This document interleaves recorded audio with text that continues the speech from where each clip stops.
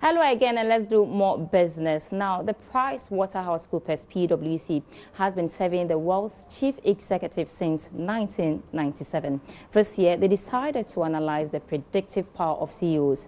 They found that responses over the past decades revealed a strong correlation between chief executives' expectations for their own organization's revenue growth and actual global GDP growth the following year. This indicates CEOs' revenue confidence can be considered a leading indicator of the direction of the global economy. Watch this.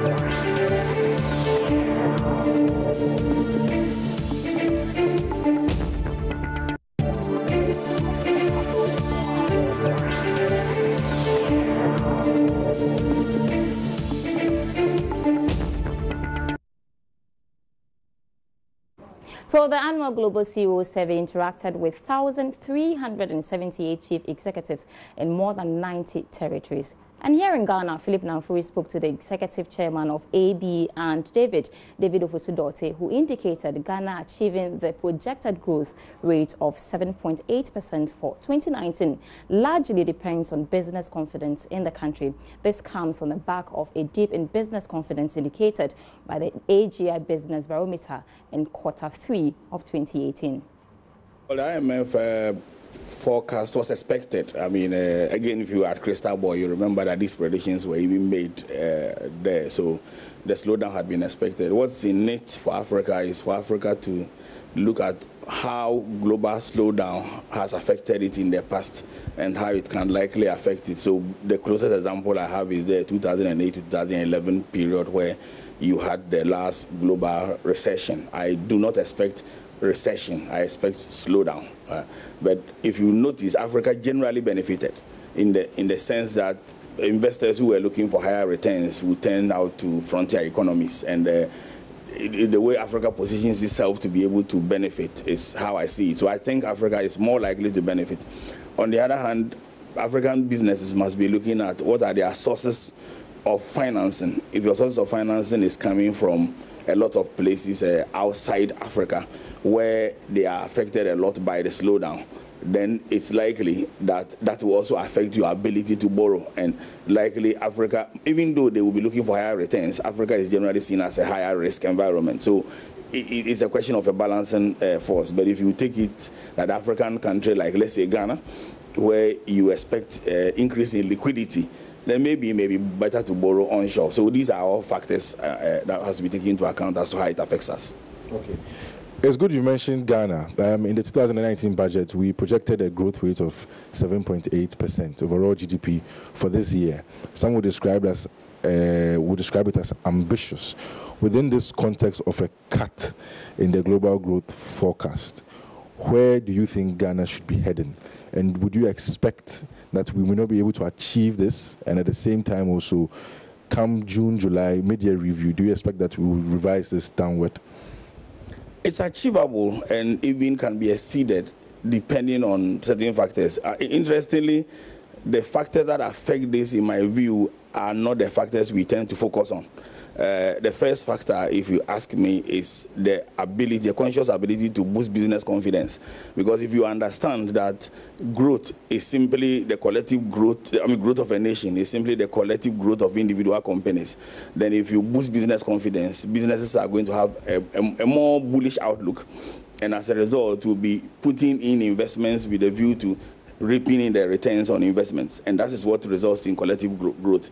But if you take the AGI Business Barometer Index for the third quarter, I think, there was a dip in business confidence. It didn't go to the level of 2014 July, where we had a very huge dip in the confidence. But once confidence has dipped, we have to be very careful. I have not seen the fourth quarter. I don't think AGI has released it yet. But if you have another dip in confidence, then what people do is that they look at the lack of confidence as a result of historical forces and use it to slow down themselves. And that's how it may affect us. So, yes, the forecast is good, but to be able to attain 7.8, we need to consciously boost business confidence. That's a very important part that we need to focus on. And if you ask my number one pick, that will be what I will be asking policymakers to do. So, just a follow-up question to this. Are you satisfied with what our authorities, policymakers are putting in place with regards to making sure that the business environment is more robust? I think I have not seen a situation where policymakers have consciously put in policies that is detrimental to business, except perhaps on one occasion where I think Bank of Ghana, in my view, in 2014 February, issued that letter that affected the currency and which killed business confidence, for want of a better word. Since then, I think it's been generally okay. Commodity markets now, and crude oil is selling today at $62.18 a barrel after going down marginally, while gold opened the market today with $1,278. Time now to check how commodities traded today.